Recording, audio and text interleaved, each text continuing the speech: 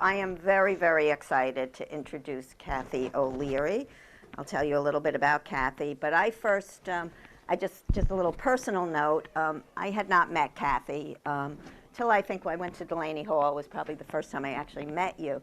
But I was introduced to Kathy by someone who's active in Northern New Jersey Sanctuary Coalition, and I'm on the board there. And one of our members, John Moscow, did an interview, a podcast with Kathy that I listened to. I think I passed it around to a lot of people, so some of you may have gotten it and listened to it, but I was really impressed. And I thought, wow, she just has a wealth of knowledge about the history of detention in New Jersey and what has gone on in New Jersey. And I passed it along because I was so impressed by her. And then, of course, as I got more involved in getting, I had gotten an email through John from Kathy inviting different groups to come down to Delaney Hall to take a specific time each week to go down and bear witness on what was happening at Delaney Hall. And it was called All Eyes on ICE. And I think it was you and an ethical culture member at Essex County, Terry Seuss, who organized this. And from there grew this army of volunteers who are now set up and offering all sorts of support to the visitors there. So that's just my own personal story about Kathy, but I'll talk about her history. Kathy's been a member of Pax Christi USA, which, if those of you who don't know what Pax Christi is, it's a Catholic peace group that's been around for a very, very long time.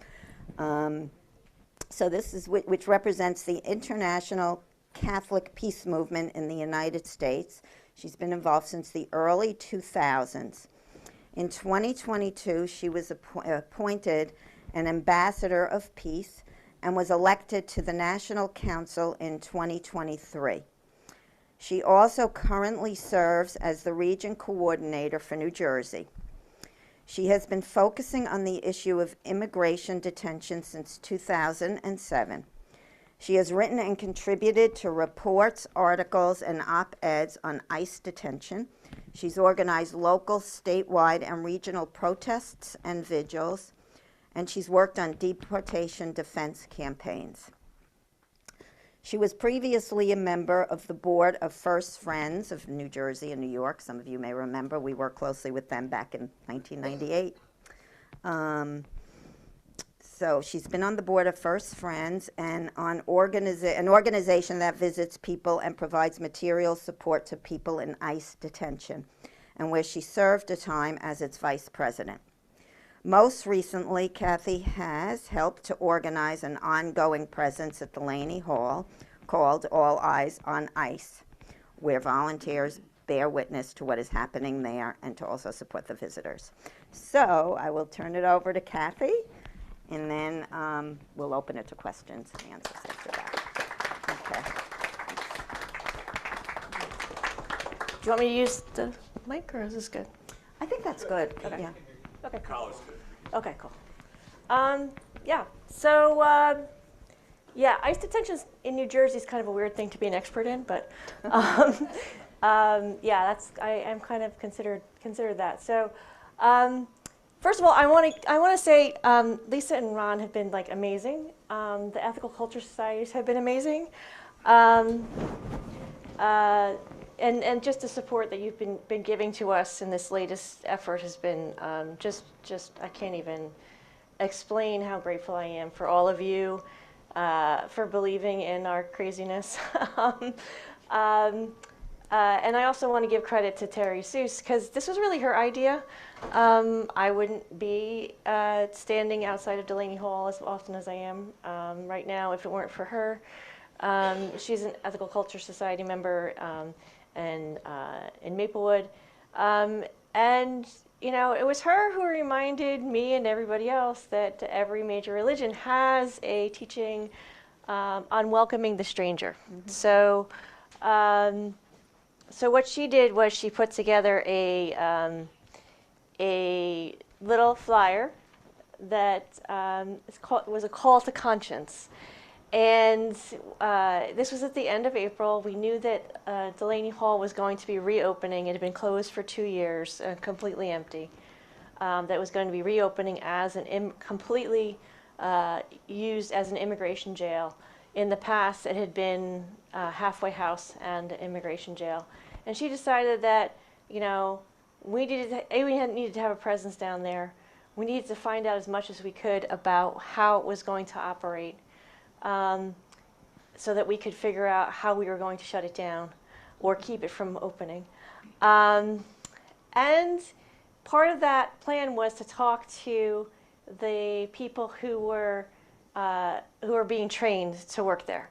So she went down very early in the morning, and when people were going to work, and she had her little flyer. And you know, she called me. Said, "This is what I'm going to do. I need you to come." So I'm like, "I can come, but not till the end of the week," because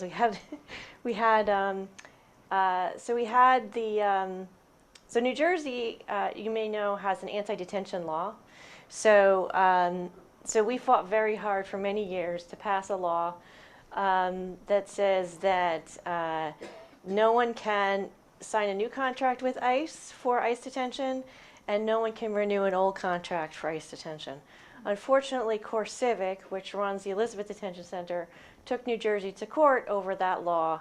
They were granted relief at the lower court, the district court, and then New Jersey appealed that case to the Third Circuit.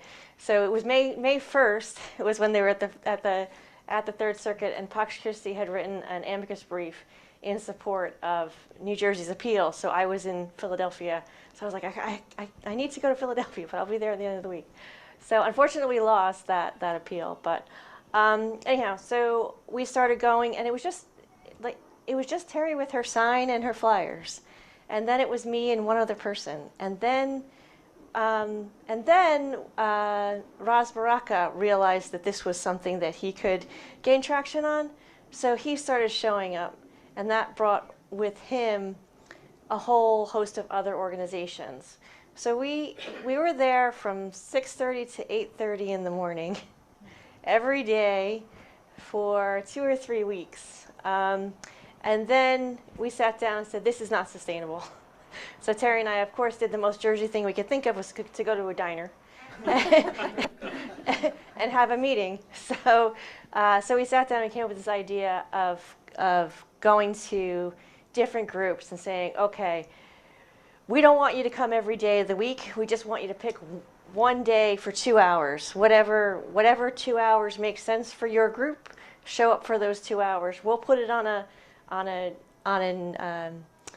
graphic. We'll release it through Instagram and Facebook, and we'll get some more people to show up with you. So we did that. We did that for a while. But very shortly after we started what we call the Eyes on Ice vigils, we started meeting visitors.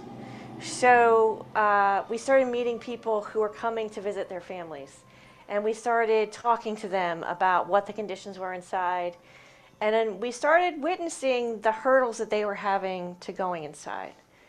So one of the things we noticed, we were there one day with the Interfaith Center of New York. And they were a lot of clergy holding a vigil, doing an interfaith prayer vigil. And there was a woman who had come all the way from Massachusetts. And she couldn't get inside because she had ripped jeans, and those were against the dress code. So she came over to our group, and there's one woman, her name was Ashley. She's from the Episcopal Diocese of New York. They were about the same size. So she was like, we can go switch pants. So they went off into somebody's minivan, and they switched pants, and the woman got in. Later on that day, there was another woman who was there. She was wearing open-toed shoes. They wouldn't let her in. Open-toed shoes, yes. That's very sexy. Yes. So, so another one of the vigilers outside switched shoes with them so that they could get in. So ever since then, we've been bringing clothes. So we have extra clothes for people because we were like, we're not going to let people. And one of the reasons why these hurdles exist is because these places are about stealing people's hope. So one of the origin stories of First Friends is that it started as there was a joint effort between the Jesuit Refugee Services and the Archdiocese of New York, and they had an ESL program and they had a Bible study. The ESL program, they asked a sort of a provocative question about whether or not they felt like immigration detention fit with America's ideals. And then that weekend, you know, the reading the lectionary was from Matthew, and I was in prison and you visited me. And they wrote that in chalk on the board in the room that they were meeting in, and they got thrown out. And the reason that the warden gave to them, now this is, and by the way, this is back in the 90s. The reason that they gave them was that they were giving people too much hope. That the idea of these places, and we've known this for a very long time, the idea of these places is to take people's hope away so that they give up and go home. Because it's just easier if we don't have to go through this whole, you know, inconvenient court process, and can just have people give in and go home. So, yeah. So that's how we know that for sure we've gotten that confirmation. The other thing that we've known for a very long time about these places is that, the United States government has admitted, not just admitted, but put it in writing, that private prisons in particular are particularly bad. Private prisons have worse outcomes. For profit. Yes, for-profit prisons. Well, we shouldn't. Well, our public jails, our publicly run jails, are also have a profit motive. So, but we can.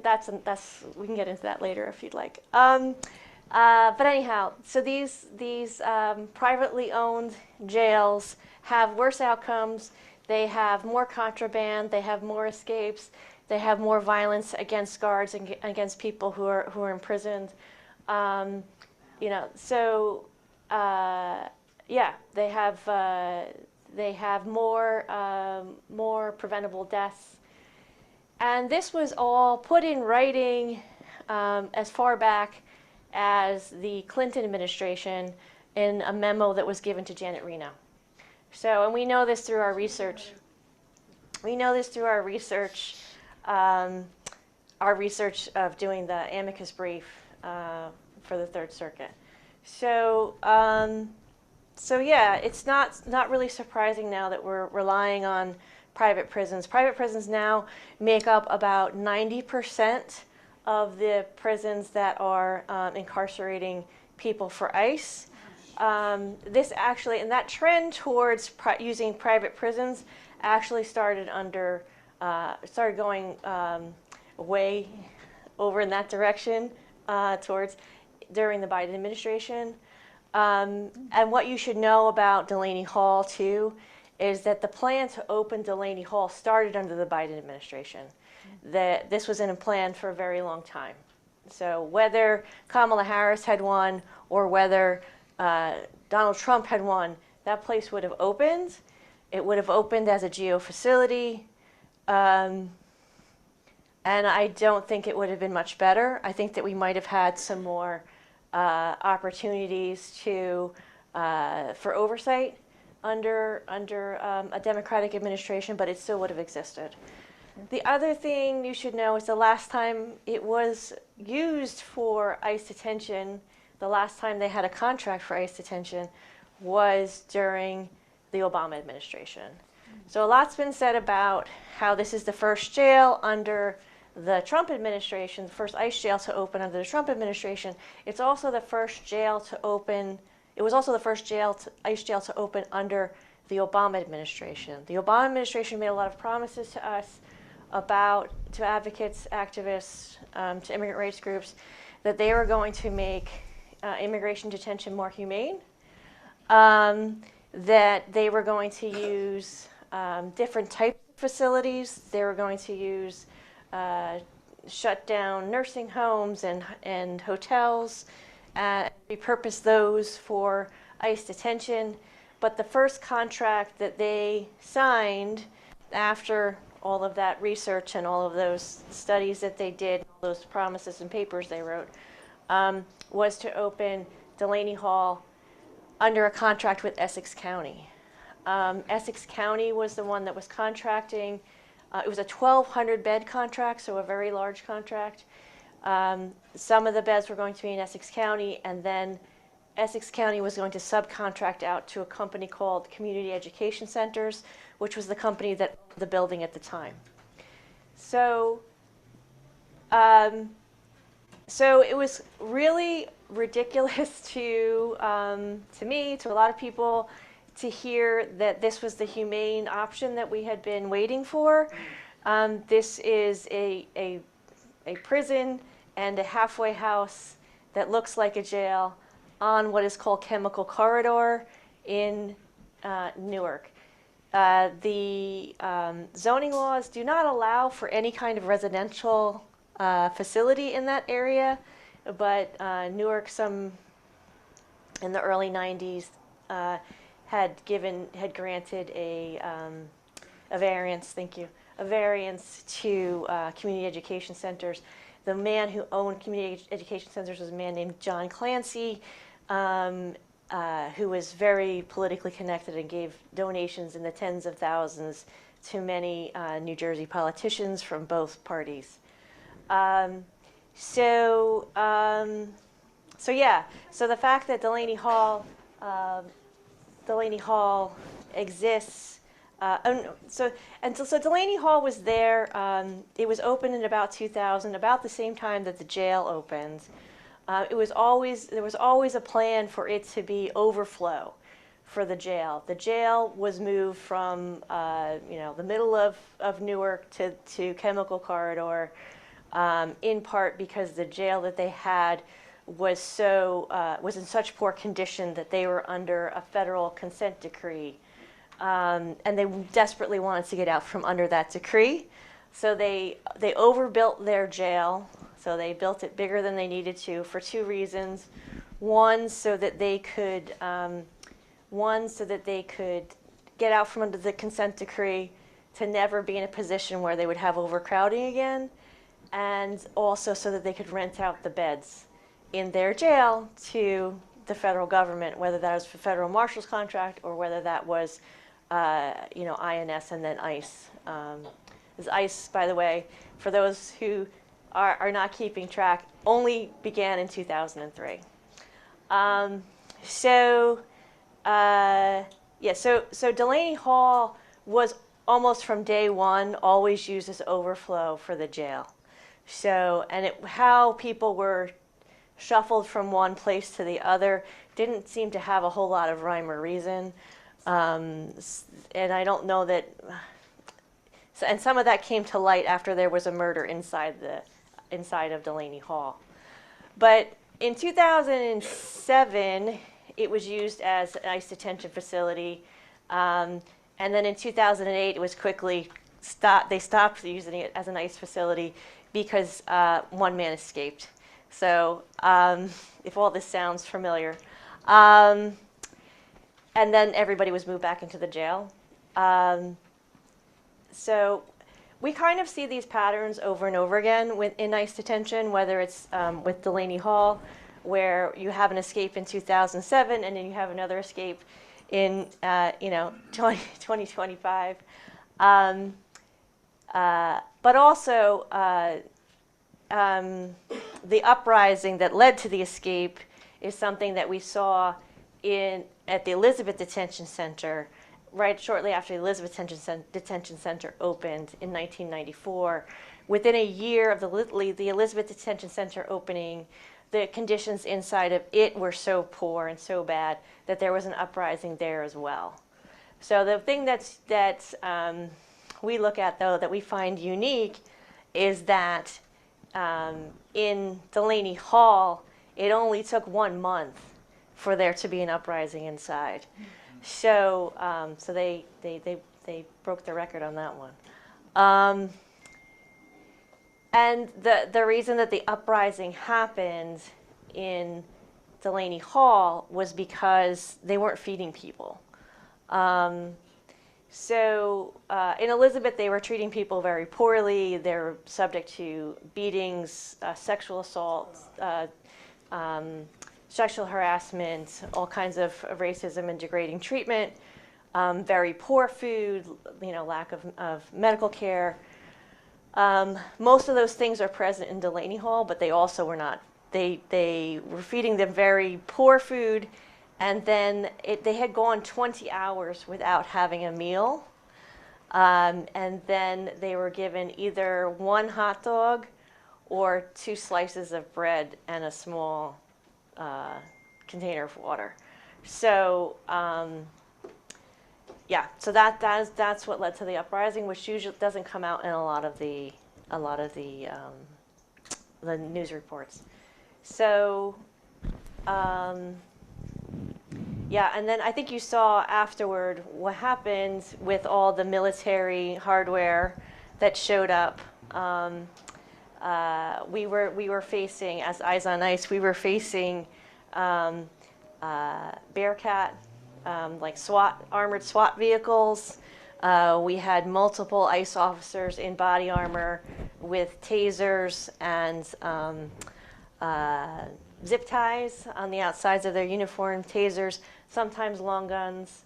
And yeah, it was kind of funny. And actually, the Star Ledger came and witnessed this. And actually, the Washington Post has a very famous picture now of it's Ruby Cribben, who's about 85.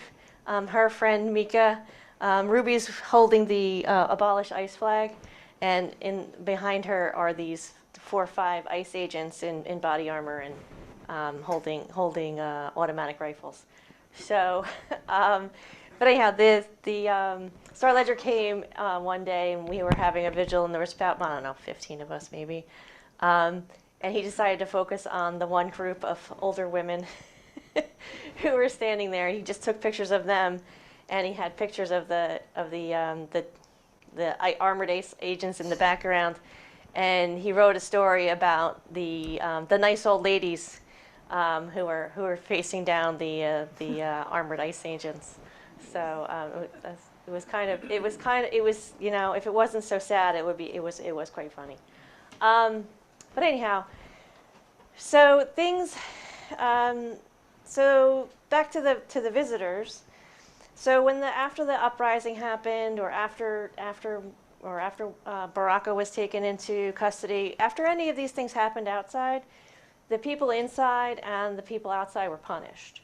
So they couldn't go visit their family members, but we got to have more relationship with them, and we got to hear more about what was going on. When they did start up visitation again, at first it was on weeknights, and then they moved everything to the weekends. Everyone stands in the driveway. Everyone. Even it's 100 degrees, they have to stand in the driveway. They have to get there an hour early to be checked in, and they have to get there, and they only let in, or they were only letting in 15 people, or 15 groups, and so people had to get there early to to be the first in line. They still get there early, even though they've expanded how many people are going to be in there, because they want to be closer to the front of the line, so that because they take up time processing people, and they take up the visiting hour. So people never get more than a half an hour visiting, but if they're further back in the line, they might only get 10 minutes. And then they have to deal with the guards and their moods. There's one guard we call Mr. Sunshine, who wasn't there this weekend. Maybe it was We're hoping fired. that's a permanent thing. But Mr. Sunshine will just he will discriminate against people that he doesn't like. He'll pull them out of line. He'll say, no, you're not going in, because I think you took a picture of me. Or something else, or they're very picky about. We had a woman who had a baby in her arms, who had sandals on, and they said, the baby has open-toed shoes. the baby has violated the dress code. The baby cannot go in. So that's how ridiculous it is. So anyhow, so we're outside. We are outside. We are providing water. We're providing chairs. We're providing food. And what we have seen too is we see the families come. First, we see, okay, the breadwinner's been taken into custody. Okay, they've got 3 kids with them. Right now, they're struggling to pay groceries. The following week, they're struggling to pay their phone bill and their electric bill. And then by about the 6th week, they're being evicted. So these are the things. We have lots and lots of people who have really been very generous, but there's just lots and lots more to do. So there's a quote from Dorothy Day that says, no one has the right to sit down and feel hopeless because there's too much work to do. So that's kind of sort of our mantra. And I think I'm going to stop here and take some questions. Now, let me just come up because we're going to alternate between the room Okay. and Zoom.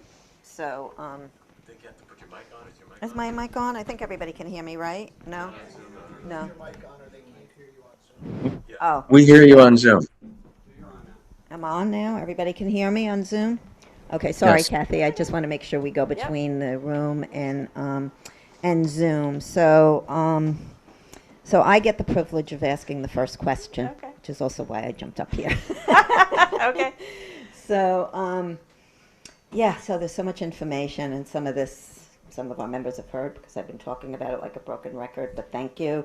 But I guess my question is, we're out there and we're really providing all of this wonderful services to the visitors, so much needed. But is there anything we can do in terms of pressuring our legislators and what maybe we can do as a collective action to do that? So what's your thoughts about that? So one of the benefits of being there so often and having such a relationship with the visitors is that we get to hear all the conditions inside. So we hear that they have no toothpaste. We hear they have no toothbrushes. We hear they have to buy towels from commissary. So, and we hear about the food and whatever else they're complaining about, the solitary confinement, whatever it is. We put that together in a weekly list and we send it to our legislators. So yes, calling your legislators, telling them, hey, I've been to Delaney Hall. Have you been there? Because I can tell you most of them haven't. LaMonica MacGyver has been there. Bonnie Watson-Coleman has been there. Kim has been there. And Menendez has been there. Okay, but the Mikey Sherrill was there, but she snuck in at a time on a day when we were outside vigiling, didn't stop to talk to us, and has not responded to a request for a meeting. So, So we need, and she's also not keen on the Immigrant Trust Act. So yes, there's a lot of work we can do in New Jersey. The other thing is that New Jersey does cooperate with GEO in other ways. We use GEO for like probation services, and we use them for other reentry services. So looking at how is New Jersey contracting with GEO, we need to stop putting money into this system of private prisons. We need to tear down our carceral infrastructure in general, but we need to start with the private prisons. Thanks. And I will take 2 questions from the room, and then we'll go to Zoom. So I see Han and then Matt. Okay, Han? Yeah, I'm going to give him the mic. Thank you.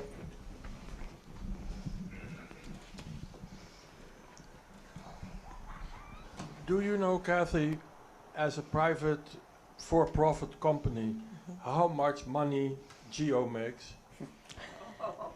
Because that is our tax money. Yeah. No, I know that the contract at Delaney Hall is worth $1 billion, all by itself. So it's and I don't have my finger on what the number is, but it's billions. And that bill that we just passed, The big beautiful bill, yeah, had billions and billions of dollars for not just for ICE agents, but for carceral infrastructure for ICE detention. Thanks. Matt?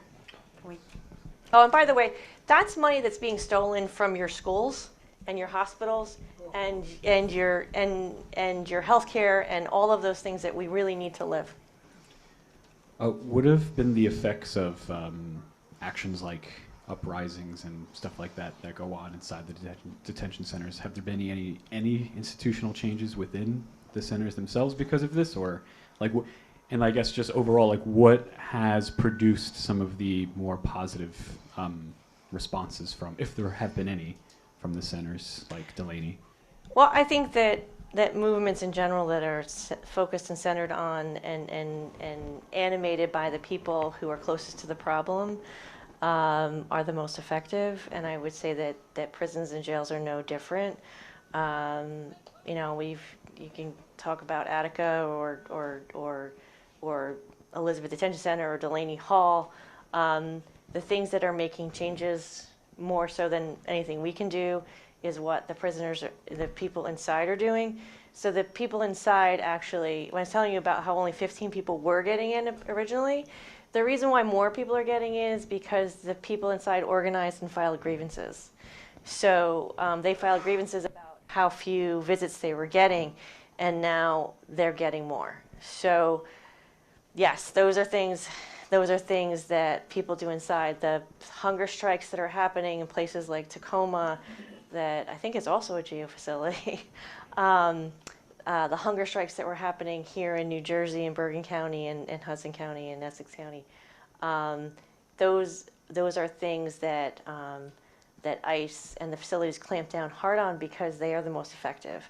And what they do is they tend to take the people who are organizers and they transfer them. But really what they do is they end up transferring the movement to other facilities. So yes, the organizing inside of the facilities is the most effective, and the thing that we should support the most and follow the lead of the families and the people inside. Thank you. We'll move to Zoom. We'll take 2 questions from Zoom and then back to the room. David? Don't have any hands raised for Zoom. Hello? We have no hands raised on Zoom.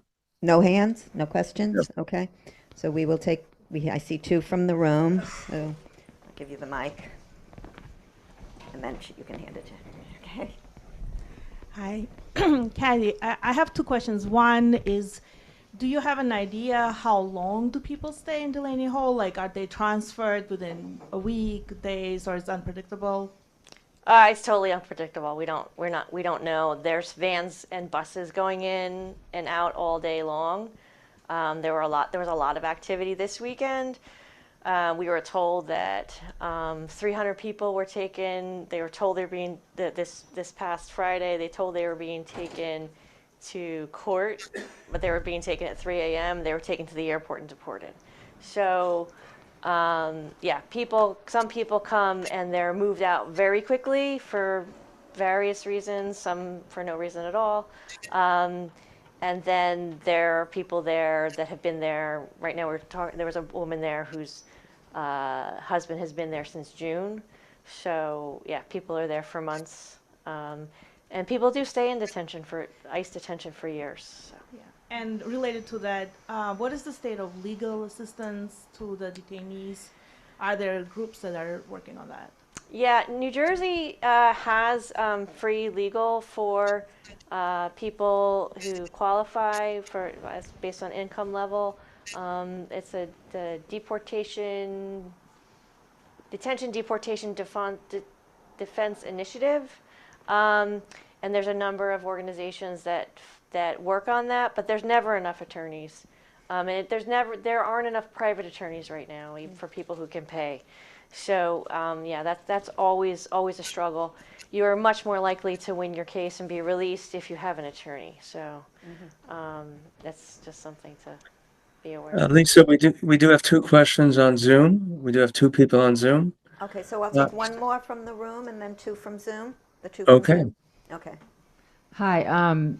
I live in Essex County. I'm about to be an elected official in Essex County. What can we do on a municipal level to help?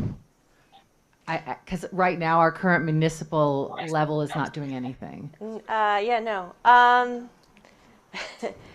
Yeah. So we've been to the commissioners' meetings a few times now in Essex County. We're having problems down there. We don't have any parking because when Delaney Hall was open previously, there's a new gate that they put up that basically cut the parking lot off. So there's like 4 spots in front. None of them are handicap accessible parking spots, and they generally don't let visitors park there anyhow. So there's no parking for visitors. We have to park on the street. We have been ticketed and towed because you're really not supposed to park on the street. There's a parking lot that's 3/4 empty most of the time. That's for the jail that's next door, that they're not letting us park in. So there's a lot of like local like infrastructure kind of things that we're trying to get Essex County and the city of Newark to work on. In terms of what your city, local city can do in Essex County, you need to be talking to whoever is on the ground working with impacted communities, and you need to be supporting people who are doing rapid response. Okay, I'm going to take 2 from, I'll take them. Yeah. Okay, so on Zoom, Beth Stein had her hand up first, and then after Beth, it will be Stephanie Santiago. Good morning, and thank you for the work you're doing. My question is, what is the composition of the countries that the detainees come from? I mean, they're from all over. I mean, there's certainly, yes, there's more people from Latin American countries. There's overwhelmingly from Spanish speakers who are visiting, but we were just there. There was this morning, I can tell you that there was a woman from Indonesia who was born in Indonesia, and we had a family where they were the mother and the father are from Nepal. So we've had people from Iran. We actually do currently have people from Iran inside the facility. So and I'm told there's Canadians there too. So Oh. they're from everywhere. Okay, Stephanie, would you like to unmute yourself and ask your question? Hi, thank you so much for putting this together. My name is Stephanie. I'm with the Bloomfield Immigrant Justice Network, which is a relatively new advocacy group. Some of our members are here with us today, so shout out to those who were able to attend. I did hear earlier that there's like a rotated schedule. So I was just wondering how other community members can volunteer to get on a schedule and lend you all a hand. Oh, I love that question. Yeah, so you can, the schedule gets posted to the Pax Christi New Jersey Instagram and Facebook, also Cosecha, usually Cosecha and First Friends usually pick it up too. But yeah, that's where you can see the schedule, and you can reach out through the social medias with your information, and I'm happy to have a conversation with you. If you want to send your info to Lisa or anybody here, I'd be happy to connect with you about how to get you on the schedule. Thank you so much. Okay, thank you for that question. Carol? Has your group spoken Hold on, Carol, you need with the mic. Josh? Carol, you need Has the your mic. group spoken with Josh Gottheimer? We're not big on wasting our time. We get that. Good boy. Ron? Kathy, maybe I've expressed this to you before, but what I'm concerned about is there's no shelter for the visitors at all.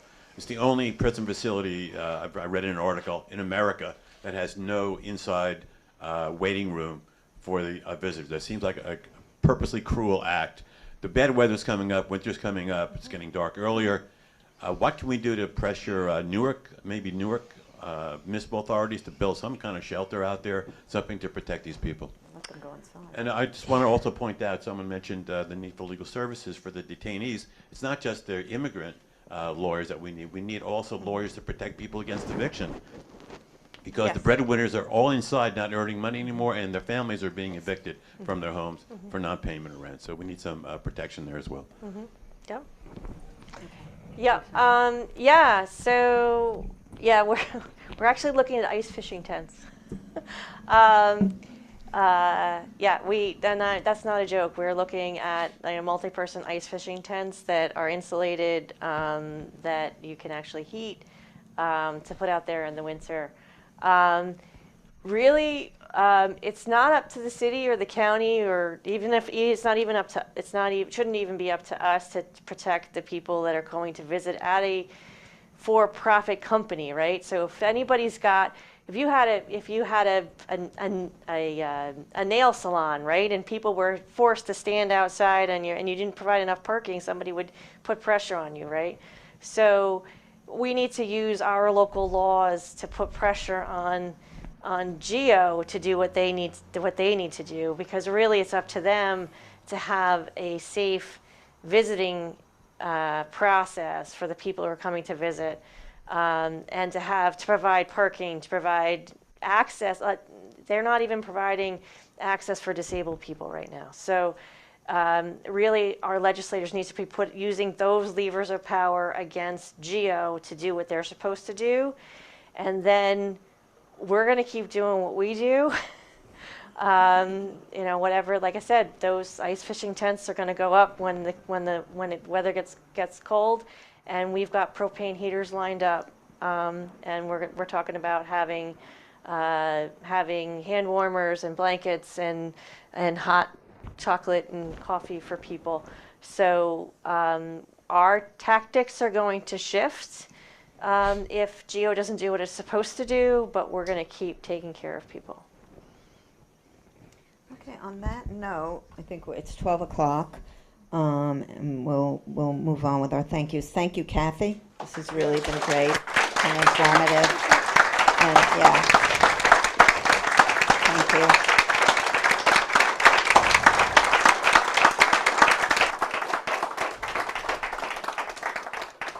I just have one more question. Just one more quick question, real quick, because we are running out of time. Have there been any lawsuits against GEO? Oh yeah. There have been. I mean, Oh I yeah, haven't lots. followed. Lots?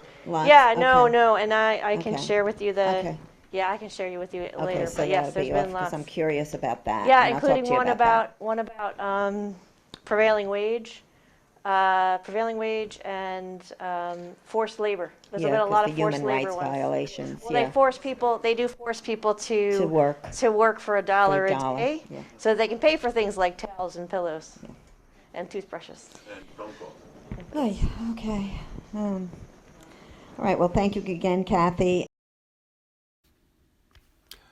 To learn more about us, visit our website, ethicalfocus.org, or email us at admin@ethicalfocus.org, and we'll get back to you. To make a donation, go to ethicalfocus.org/donate. Please follow us on Instagram, Twitter, and Facebook, and you can watch many of our past programs on our YouTube channel.